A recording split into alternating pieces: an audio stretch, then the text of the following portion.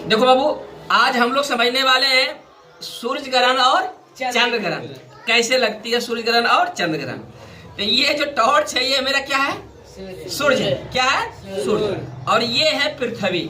ये क्या है? पृथ्वी। सूर्य क्या है? ये स्थिर है। सूर्य क्या है? और इसका चक्कर लगा रहा है कौन? पृथ्वी लगा रहा है। कौन लगा रहा है? पृथ्वी। तो ये समझ में आ गया कि ये सूर्य है, ये क्या है? पृथ्वी।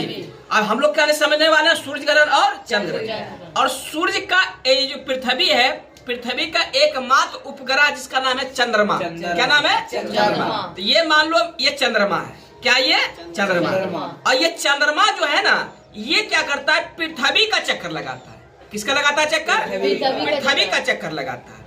तो आप लोग को समझ में आ रहा होगा कि ये पृथ्वी का चक्कर लगा रहा है। पृथ्वी का चक्कर कौन लगा रहा है? चंद्रमा। और सूर्य का चक्कर कौन लगा रहा है? पृथ्वी। कौन लगा रहा है? तो कंडीशन देखो क्या होता है कि सूर्य का चक्कर लगाते लगाते क्या होता है, चंद्रमा क्या होता है, कभी कभी देखिए बीच में आ गया। किसके बीच में आया बताइए तो?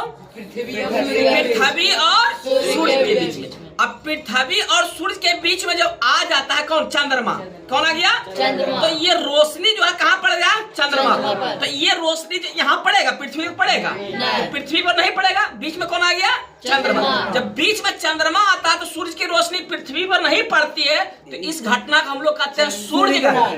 क्या कहते हैं? उल्टा बीच में कौन आया? चंद्रमा। तो सूर्य की रोशनी पृथ्वी पर नहीं पड़ा तो कौन घटना कहे हम लोग? सूर्य ग्रहण के। क्या कहे हम लोग?